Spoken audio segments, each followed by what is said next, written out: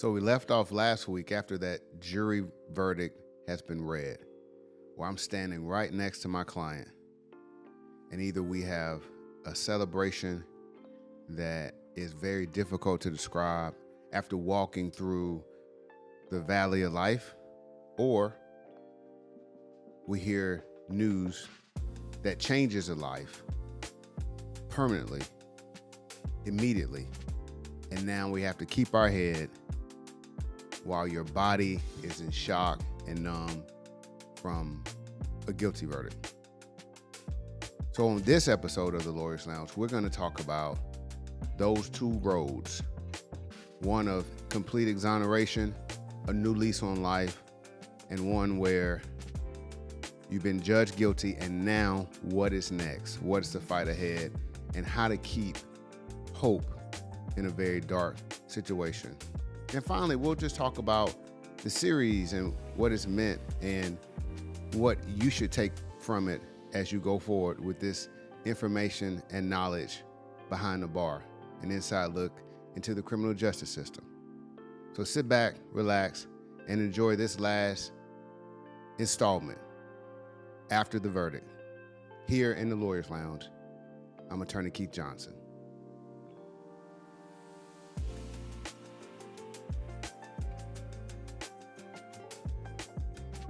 When the clerk reads that not guilty verdict, it's a feeling indescribable. It's like a weight being lifted off of your shoulders.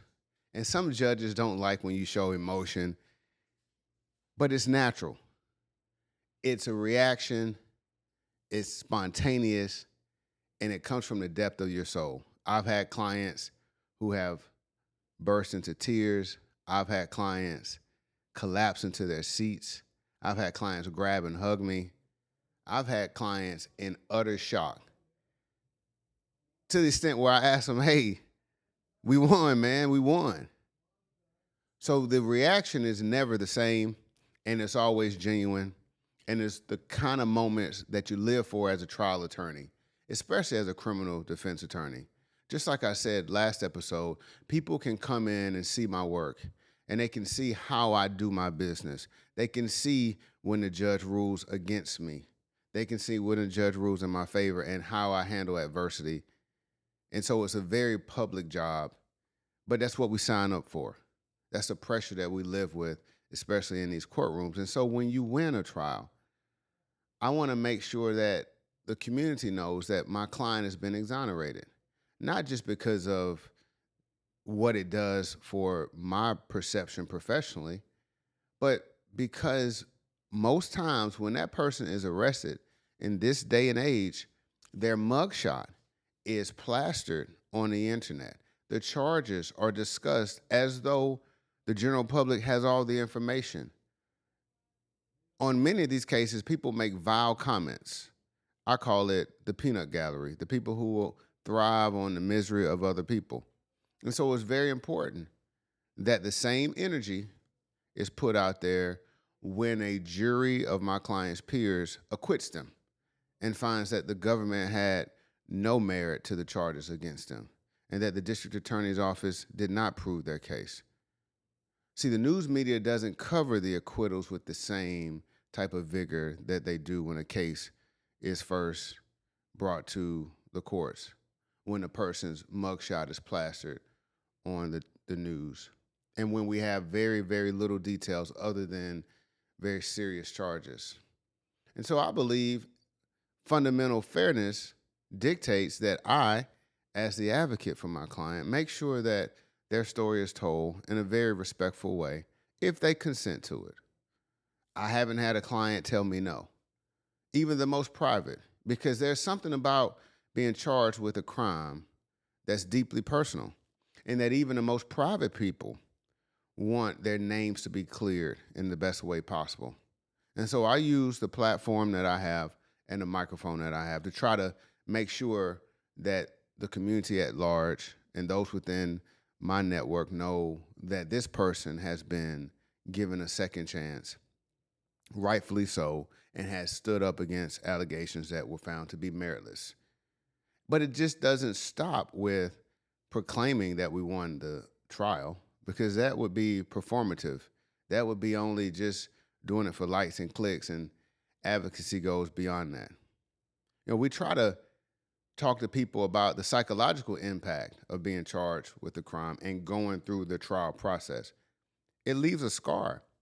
It's not something that you just put to the side because that piece of paper has a check mark by the not guilty box.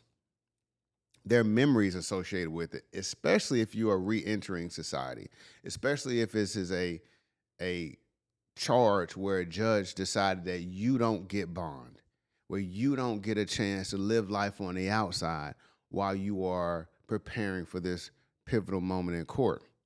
Many times, especially in the most serious charges, the violent charges, the federal charges, the person does not get bond.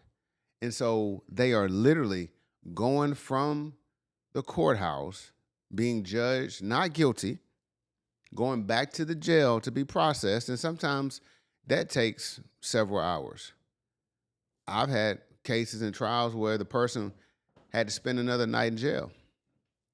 And so now you go back into society. Everybody in your circle knows what you've been through, and you are expected to press play and immediately jump back into being a contributing member of society. That is tough, even for the most staunch pro-law enforcement advocates. They would agree that that's a tough transition. But we try to assist as best we can. There are tremendous people in this country who are devoted to hiring people who have gone through the legal system, whether they are re-entering from the prison system or whether they are re-entering from being in extended custody in jail.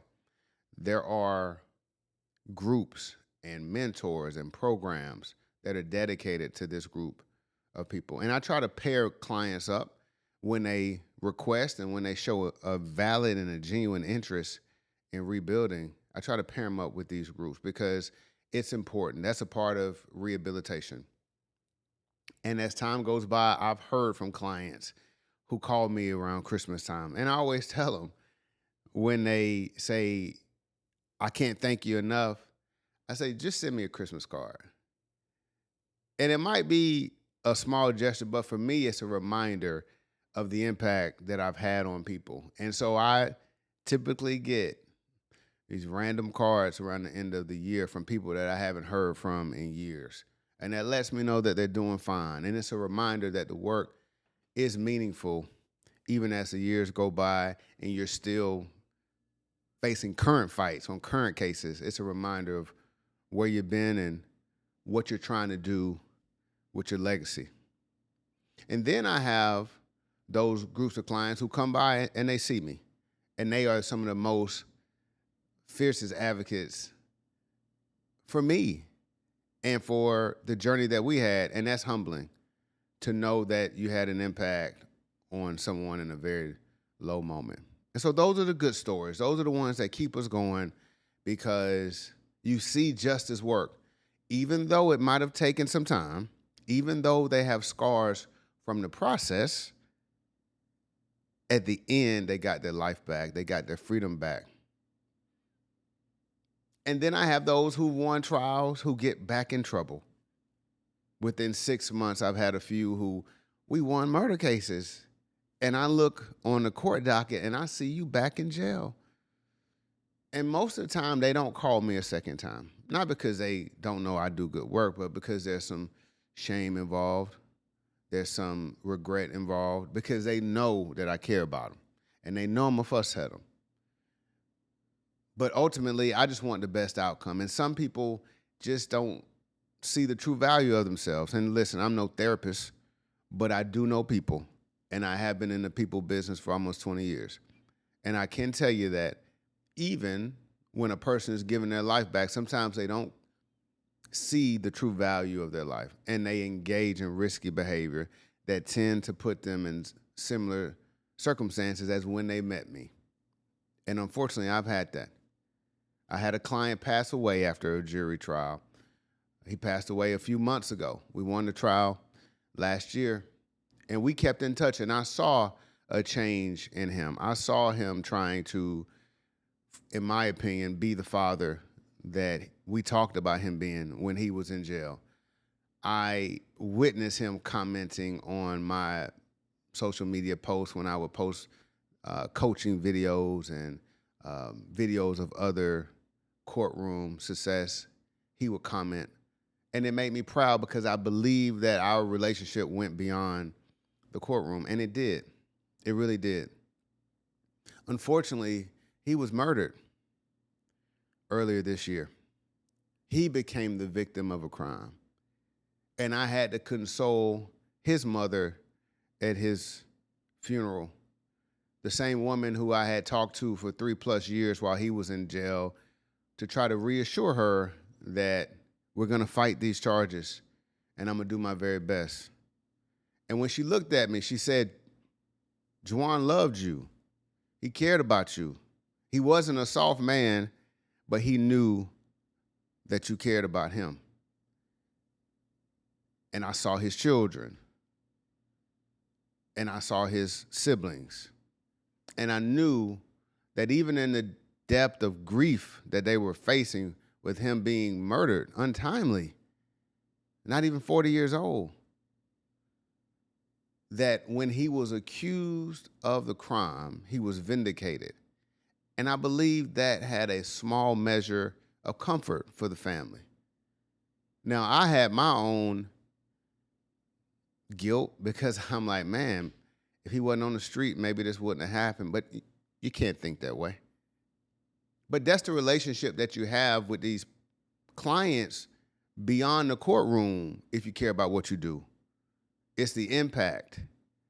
It's trying to see them go to a better place in their life, trying to be a role model to some of them, even if they're older than you. And I don't mean that in any kind of arrogant way, but just that if you can sow positivity into their lives, it can make a difference beyond the moment of that jury verdict. And so those are the success stories when I see people doing the right thing, or when I can uphold their good name even beyond death. And that's what I will always do. But then you have the other road, the less fortunate road, when that jury verdict comes in as guilty. I don't win every case. And the ones that I don't win, they stick to me. And so at that point, the judge many times wants to sentence the case. The prosecutor has a little bit more pep in his step. And the victim's family has an opportunity to now address your client at a sentencing. A lot of times, I would prefer to have a little bit of a moment, maybe a day or so, to prepare myself for the sentencing. But a lot of times, judges want to resolve everything on that day that the verdict is reached. And so you have to prepare for that. So I'm preparing in the lawyer's lounge for the verdict to come in. And if it's an acquittal, we go home, we celebrate, another life saved. If it's a guilty verdict, I have to be ready for that sentencing to know who I want from my client's family to come up and speak, to know what I'm going to say without giving up their appellate rights. See, in most sentencings, you accept responsibility because you get a better outcome when you accept responsibility, and rightfully so, because it shows the first step is what? Acceptance. But when you have a client who's been acquitted, who has professed their innocence, 10 minutes after the verdict, we can't say, well, Judge, he didn't mean to do it. We've been saying for the past week, really for the past few years, that he's not guilty. And so it's a tightrope. It's a fine line because we don't want to give up any of his appellate rights. And we'll talk about that in a second. So if I start having my client admit to things, then when his new attorney that he will be either assigned or hire gets the case and is appealing that this verdict is incorrect for fill in the blank reasons, then the prosecutor can point to the fact that the client made an admission at sentencing. And so at these very, very serious sentencing hearings, the judge knows more about the case than he would have. The judge understands the facts of the case as presented in court. And so in the state of Georgia, murder is an automatic life sentence.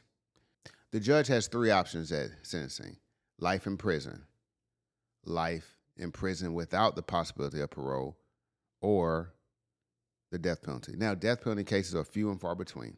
And in a death penalty case, the state has to tell you that years in advance. So when I'm standing there for a sentencing, it's usually not for a death penalty. I don't take those cases.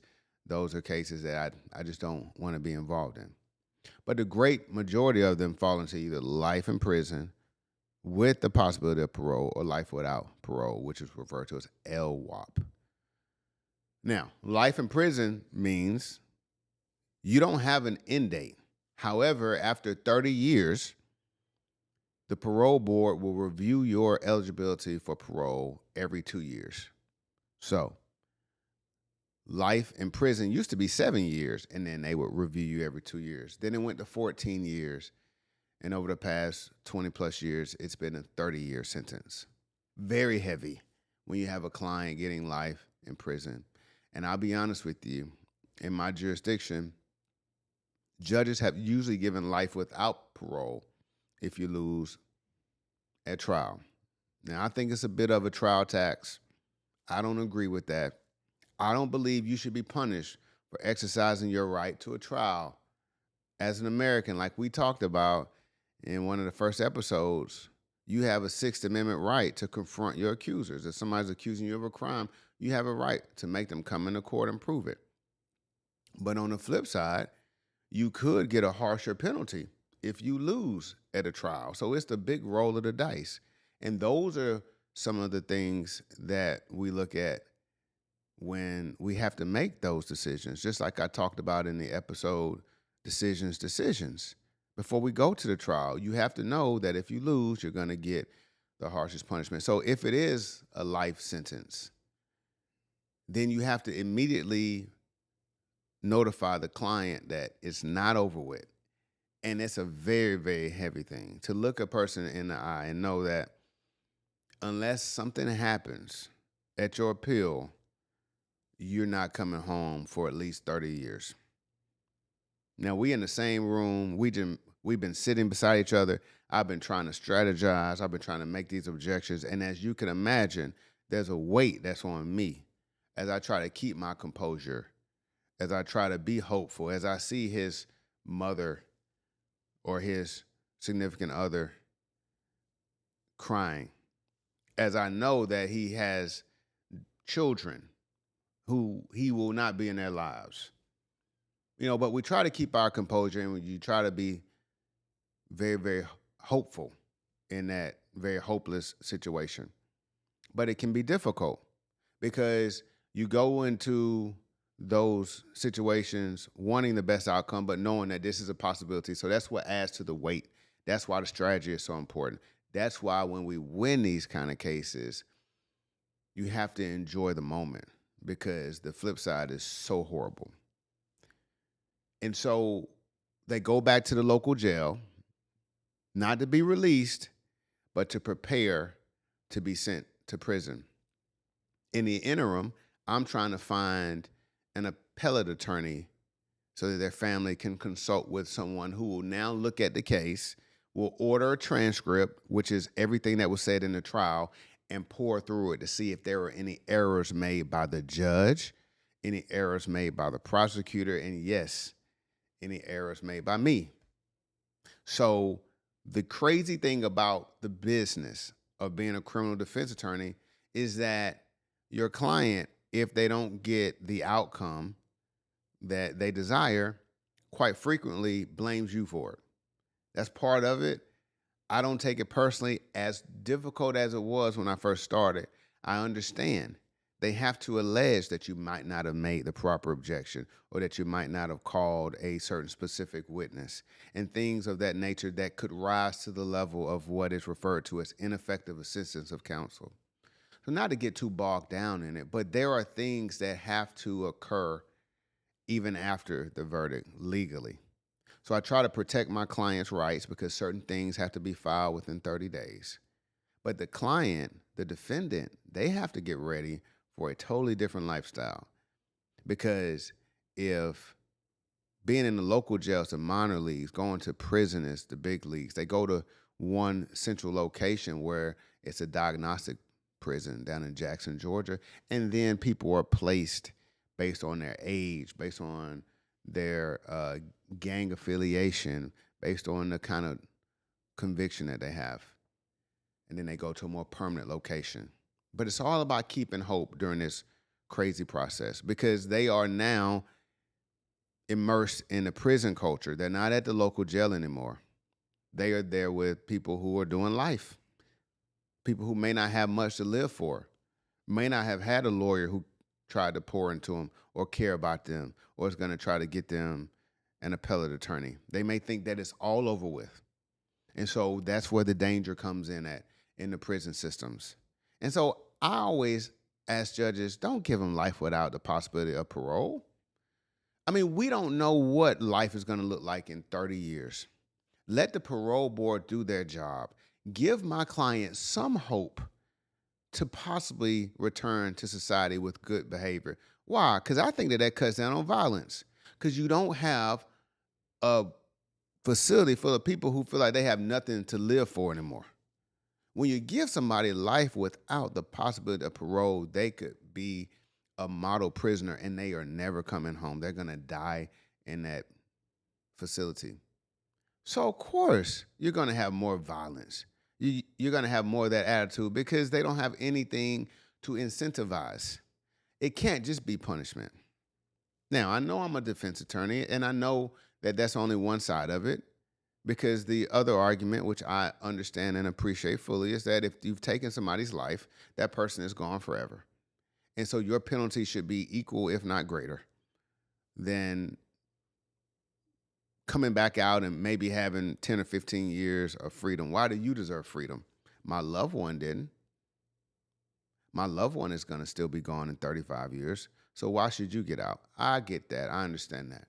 But from a practical standpoint, I believe people should have an opportunity to be considered for parole, especially after 30 years.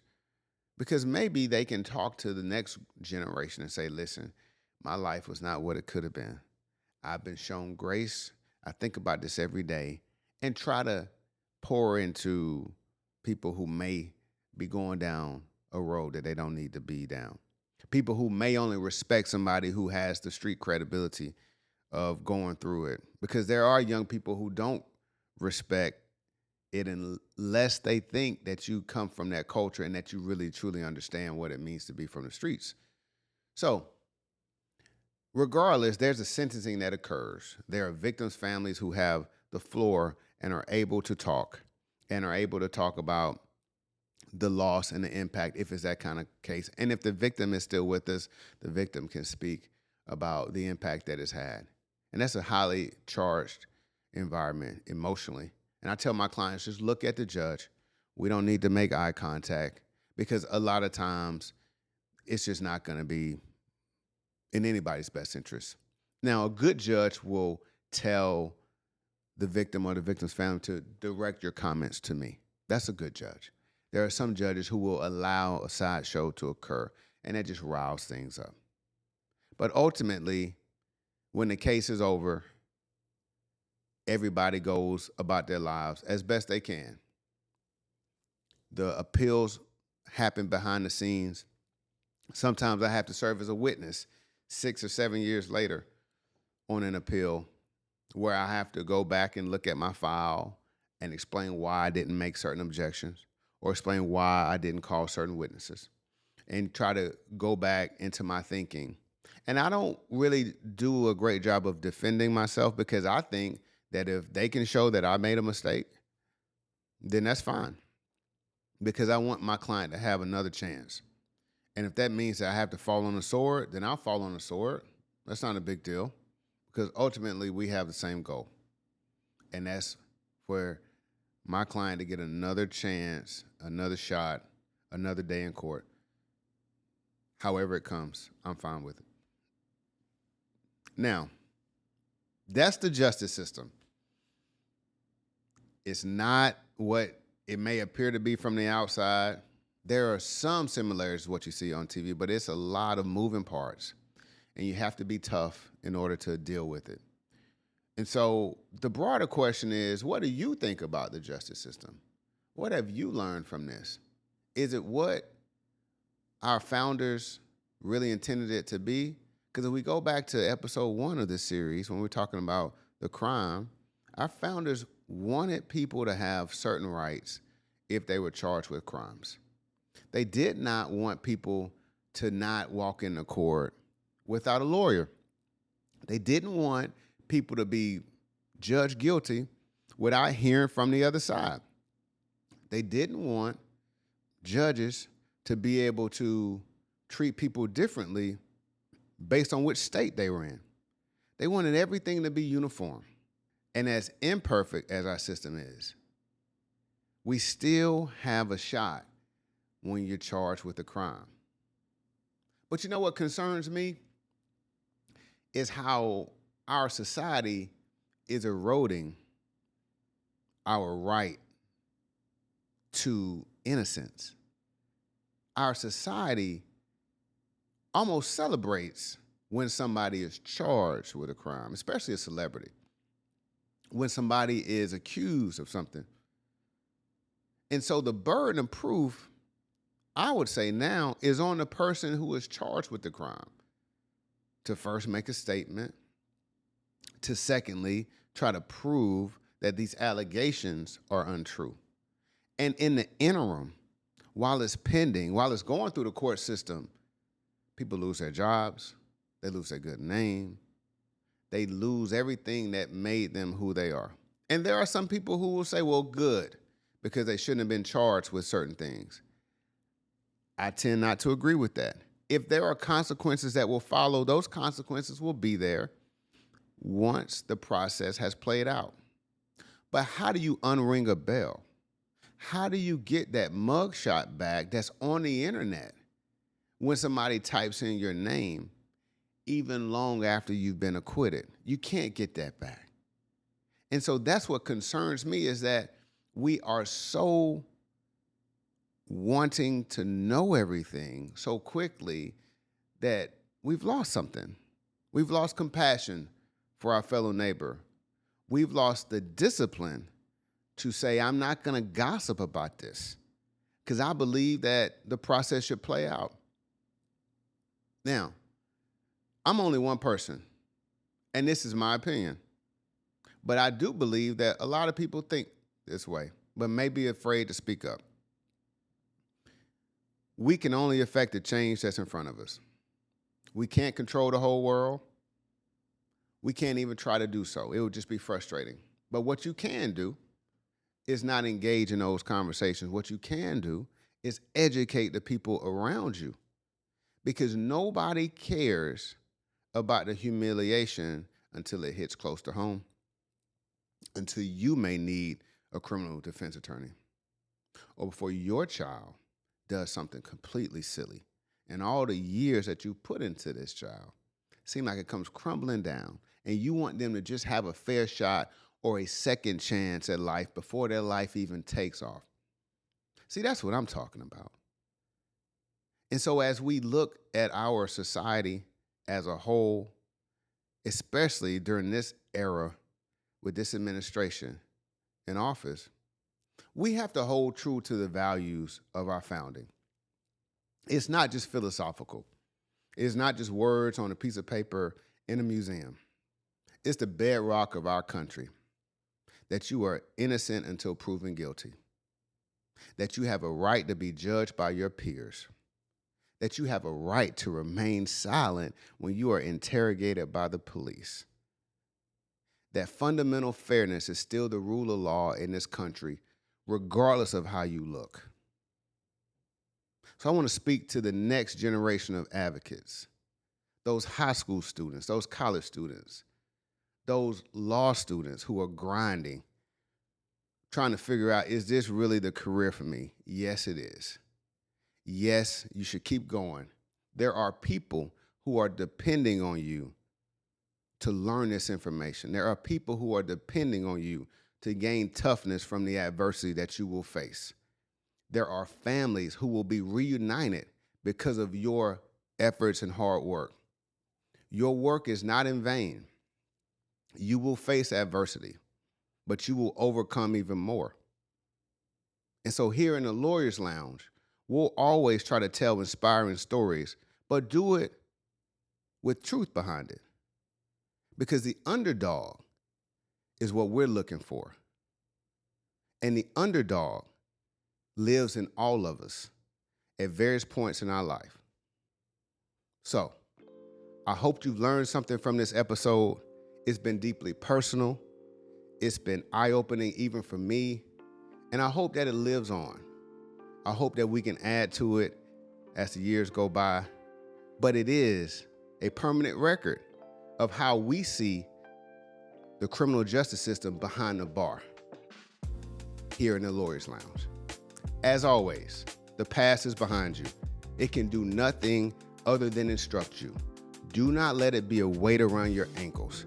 Do not wallow in shame and guilt for something that you cannot do anything about.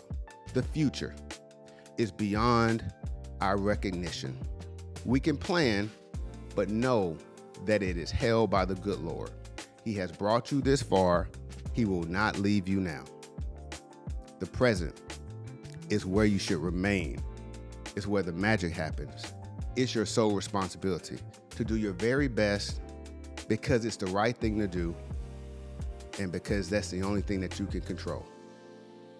Until next time, salute.